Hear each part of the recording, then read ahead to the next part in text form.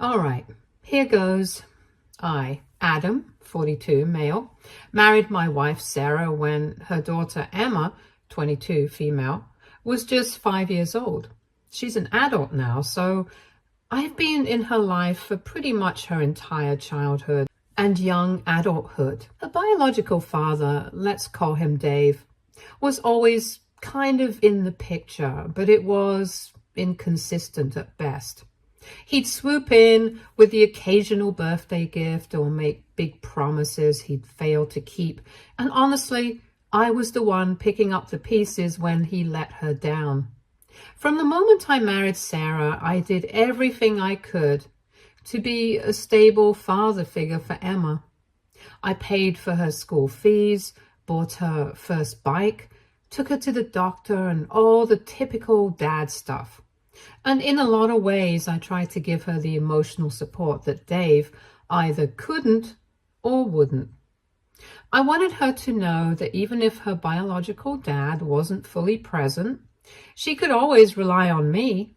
I'm not perfect, but I thought that at the very least, I was dependable. Now, don't get me wrong, I never tried to replace Dave in Emma's life. I respected the fact that he was her biological father and that maybe one day he'd come around to being more involved. But as time went on, it became clear that he wasn't going to change, and I tried to just accept it for Emma's sake. It was honestly a little heartbreaking because Emma was always a bit more distant from me. She seemed to carry some kind of resentment, like maybe she thought I was the reason her parents weren't together, even though they divorced before I even came into the picture. But I kept my head down and focused on being there for her. She didn't have to love me or even like me. All I wanted was to make sure she felt supported and knew I was there. We had our good moments, holidays, birthdays, family outings, and sometimes I thought we were making real progress. She'd let her guard down and even call me Dad here and there. I'd always try not to make a big deal about it, but those moments meant the world to me. Looking back, I can see I was maybe too naive. I really thought that all those years of showing up would count for something eventually. As Emma got older, though, things between us changed. It was like she'd flipped a switch from seeing me as just Mom's husband to something a lot more negative. Suddenly, I was the stepdad in every sense of the word, and not in a good way. Around her early teens, maybe 13 or 14, she started to get openly hostile. And I'm talking about her major attitude here. I'd ask her how her day was, and she'd roll her eyes or give me one-word answers. If I tried to give her advice on anything, school, friends, life in general, it was like I'd committed a major offense. Her go-to phrase was, "You're not my real dad, so why do you care?" I'd be lying if I said that didn't sting. I was investing so much of my energy and time into this kid, treating her as if she was my own daughter, and she just threw it back in my face. For a while, I figured it was just teenage rebellion or the usual angst that comes with growing up, so I tried not to take it personally. But as the years went on, it became clear that it wasn't just a phase. It was deeper, more personal. The real gut punch happened around her 16th birthday. She told me straight up that she didn't want me at her party, even though I'd been the one to pay for it and organize the whole thing with Sarah. She said it was a family thing, and that just about broke me. At that moment, I felt like an outsider.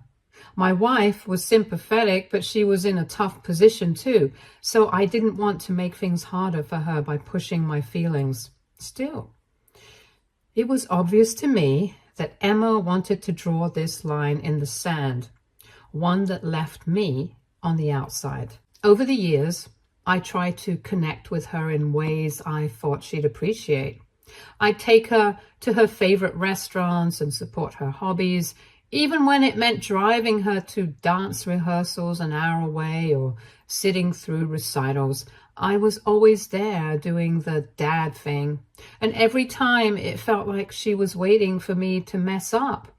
Almost like she was looking for reasons to prove to herself that I wasn't worth her respect or love. But the resentment, it went beyond just a cold shoulder or sarcastic comments. She'd throw out lines that felt more calculated to hurt, almost as if she knew exactly how to cut me down. "You're just trying too hard," she'd say, or "My real dad wouldn't have made me do that." The worst was when she would say, "I don't need you here. I wish it was just me and Mom." It was clear she wanted me out of the picture. And no matter how much I showed up or tried to do right by her, she didn't want it. And the more I tried, the worse it seemed to get.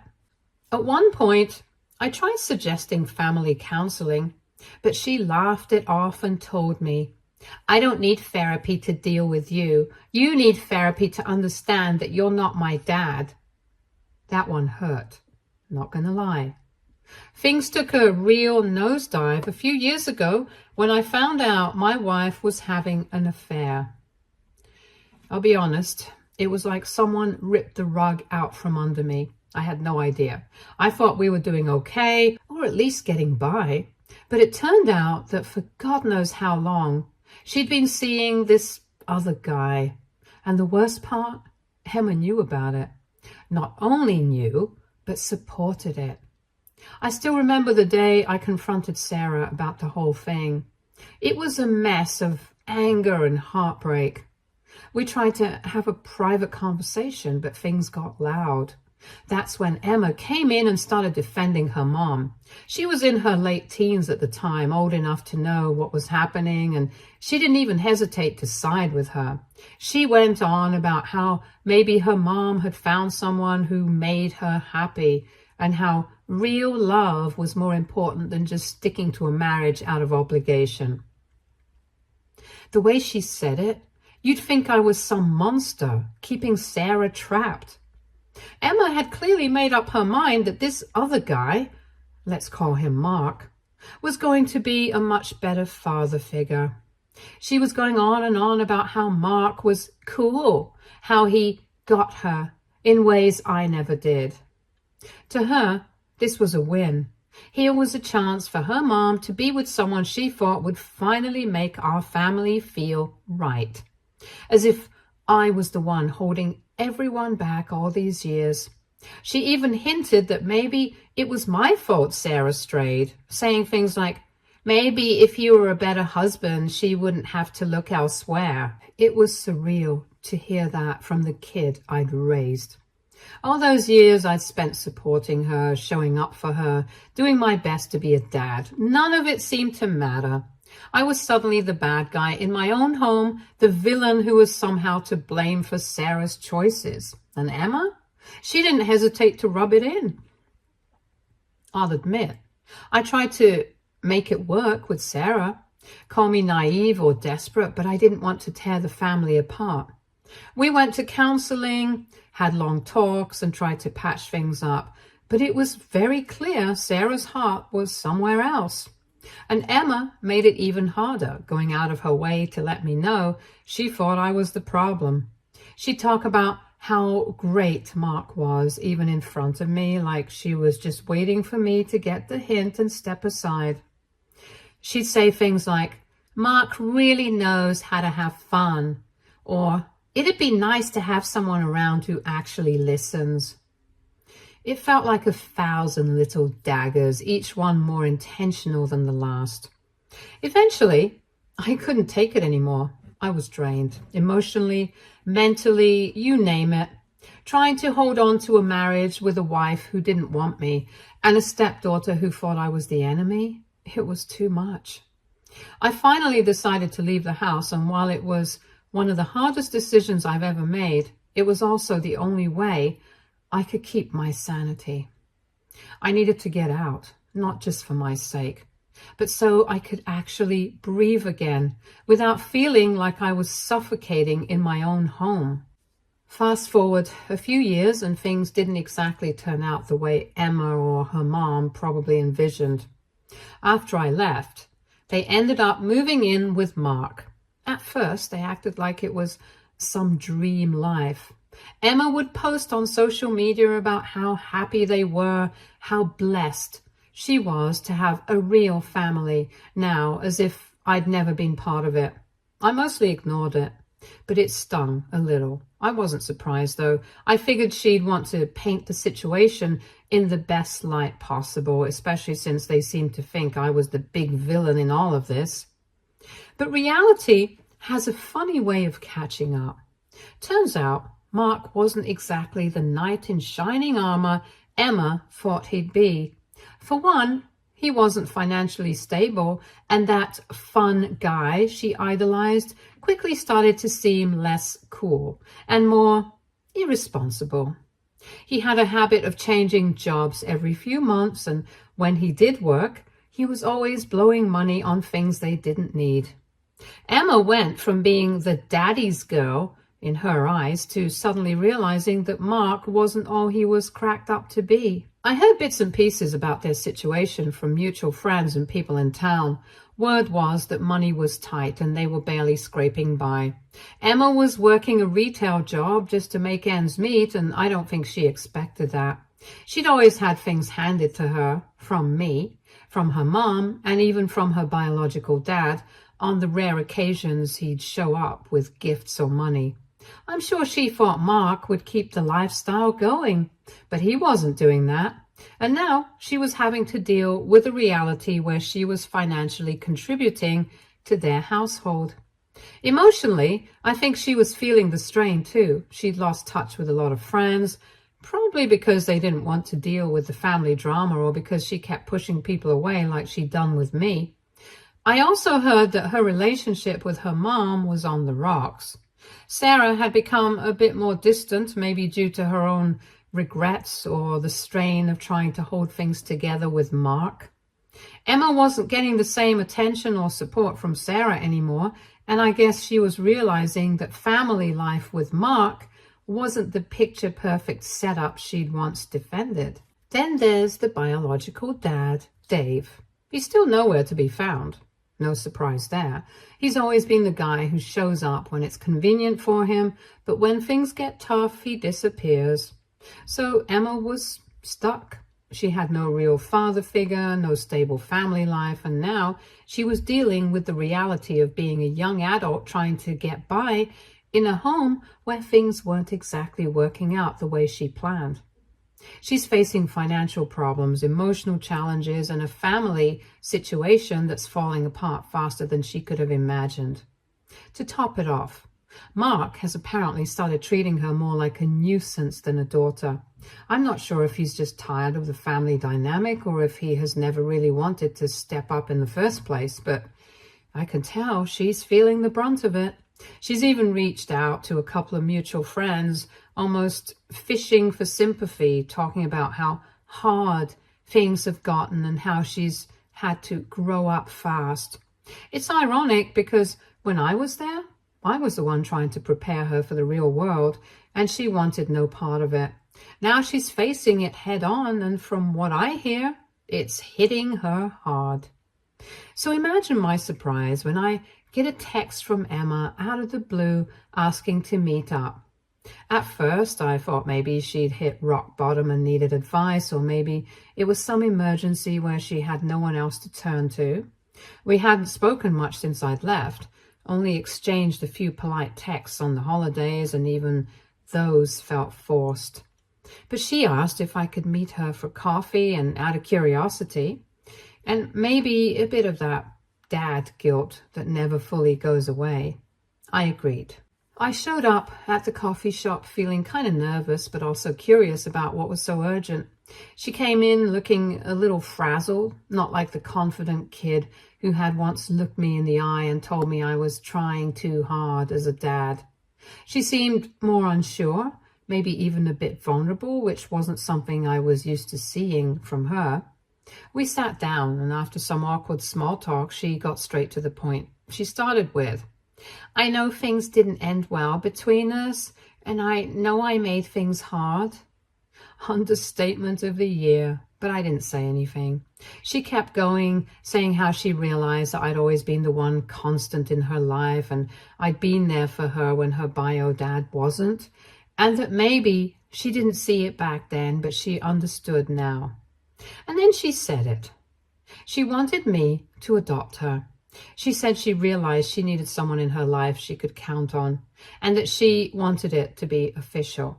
She went on about how she knew I'd been the one providing for her, taking care of her, supporting her all those years, even when she didn't appreciate it. She kept talking about how she'd always thought things would work out differently with Mark and Dave, but that it became clear they weren't going to step up for her the way I had. I won't lie, hearing her say all this felt surreal. It was like all those years of me trying to be a dad to her were finally being acknowledged. But at the same time, I couldn't ignore the nagging feeling that this was all too convenient.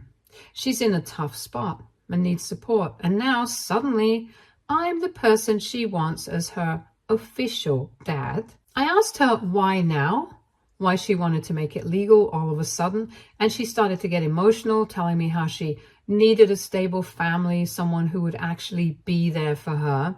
She even admitted that she regretted pushing me away, that she'd been wrong about Mark and her bio dad. Part of me wanted to give in right then and there, to say yes and welcome her back with open arms. But then I remembered all the times she said she didn't need me, the years of being pushed aside, ignored, or made to feel like I wasn't good enough.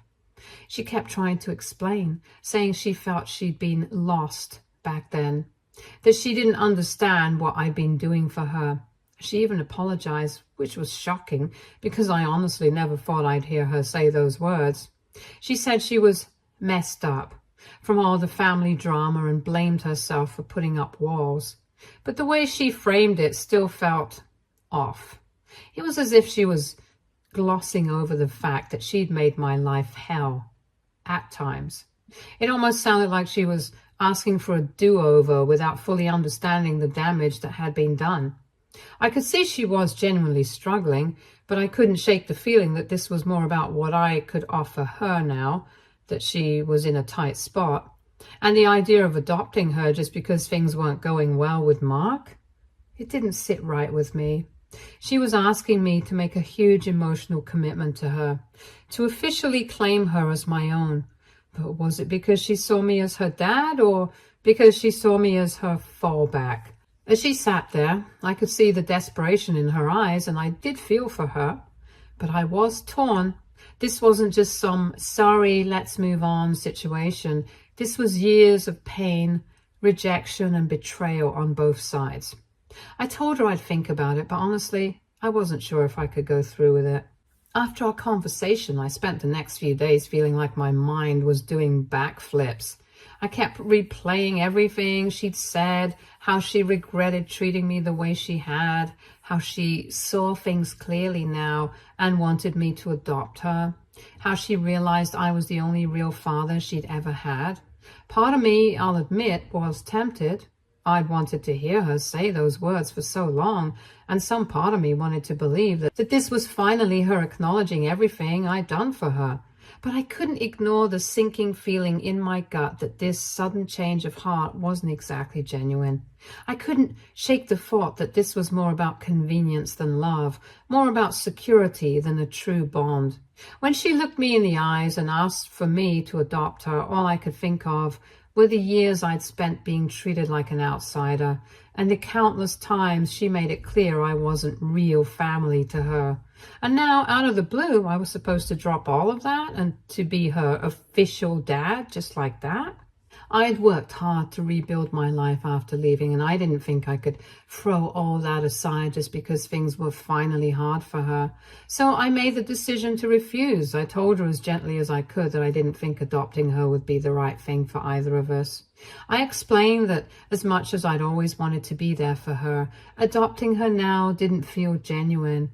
I told her that I needed to draw a line for myself, for my own peace of mind, and to respect the boundaries I'd had to set upset after everything that went down.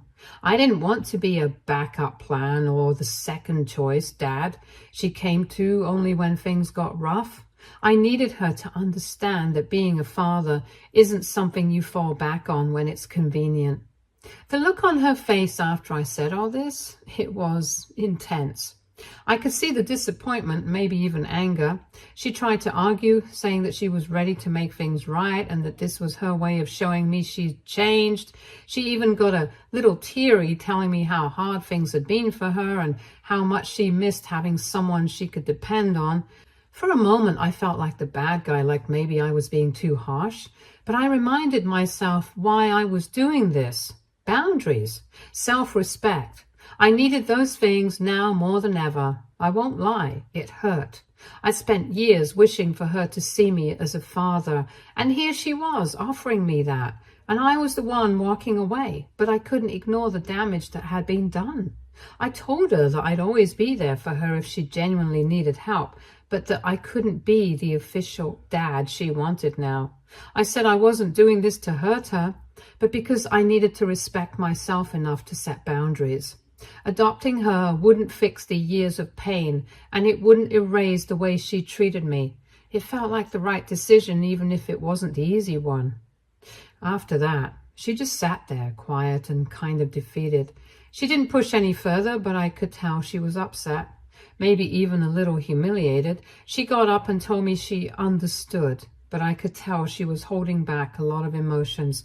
And honestly, so was I. But it also felt like a relief, like I was finally giving myself permission to move forward without waiting for her acceptance or love. And since that day, I've been caught up in this whirlwind of second-guessing and guilt. I thought that making the decision to say no would be the end of this emotional roller coaster. But honestly, it's been just as tough after the fact. The dad guilt is taking over and I don't know what to do now. If any of you readers are a dad, they must understand how I am feeling. Did I make a bad decision? I really cared for her as my own daughter. Any suggestions? Update 1. So just a few days after all of this, I got a message from a mutual friend telling me that Mark kicked both Sarah and Emma out of his house. Apparently the whole perfect family act came crashing down, and the big reveal? Emma had cheated on her boyfriend and Mark found out. Talk about irony. Here was this guy Emma thought was going to be her real dad, and the moment things got rocky, he couldn't handle it. Guess that fun guy she put on a pedestal wasn't as loyal or fatherly as she expected when things got tough. Now they're both crashing at Sarah's cousin's place. They don't really have anywhere to go at this point, so I guess the tables have fully turned. Sarah's cousin's place isn't exactly spacious, so it's just a temporary solution for them while they try to figure out what to do next. And just when I thought I'd heard the last of it, Emma calls me again. She says she needs a place to stay and asks if she could move in with me. She starts talking about how she's been going through a rough time, that she just needs some stability right now, and that I'm the only person she feels like she can reach out to. She kept saying things like, "You were always there for me," which would have hit differently a few years back, but by now I've put 2 and 2 together. She only reached out to me about the adoption because she knew this was coming. She knew things were going downhill with Mark, and she probably sensed that she'd end up needing someone to fall back on. I think she was trying to line up her safety net in advance. I told her no and hung up the phone.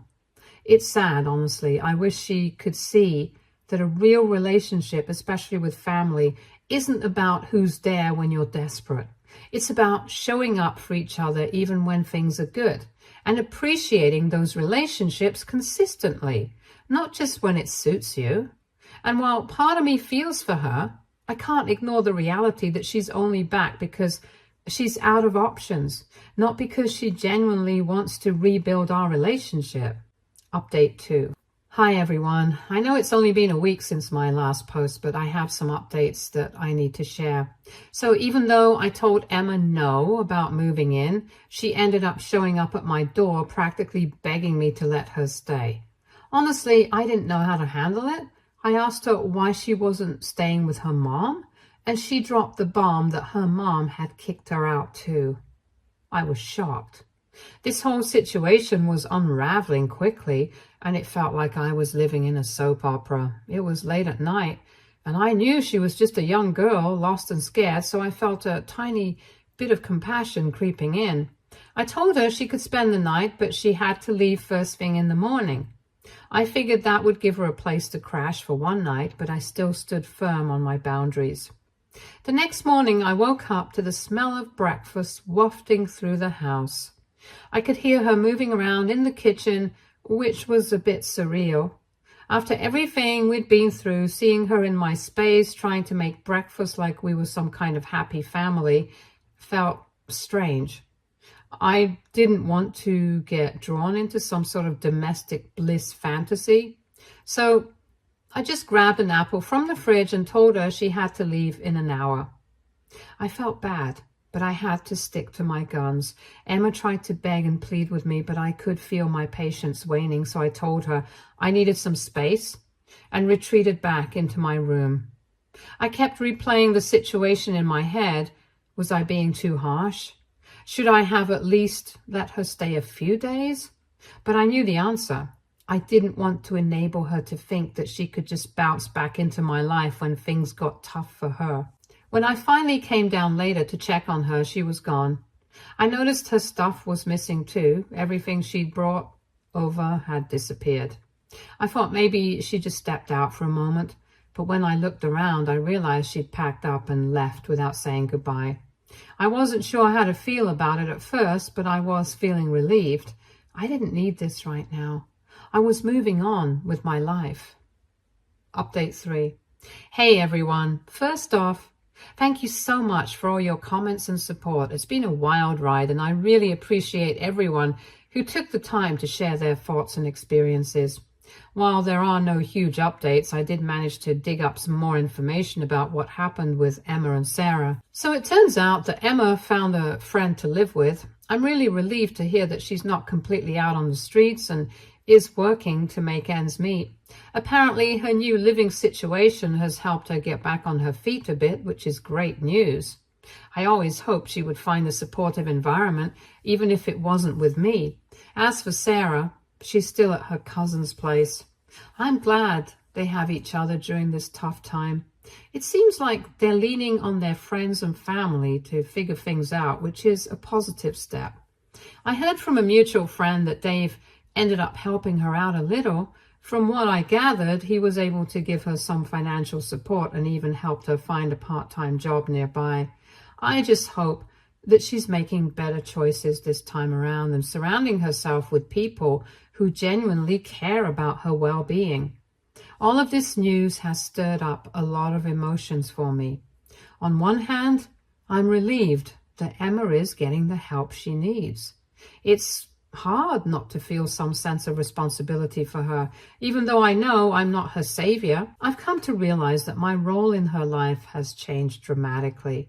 I wanted so badly to be the dad she needed, but I had to accept that I couldn't force someone to want that kind of relationship with me. Stay tuned for more stories from Our Girl Relationships.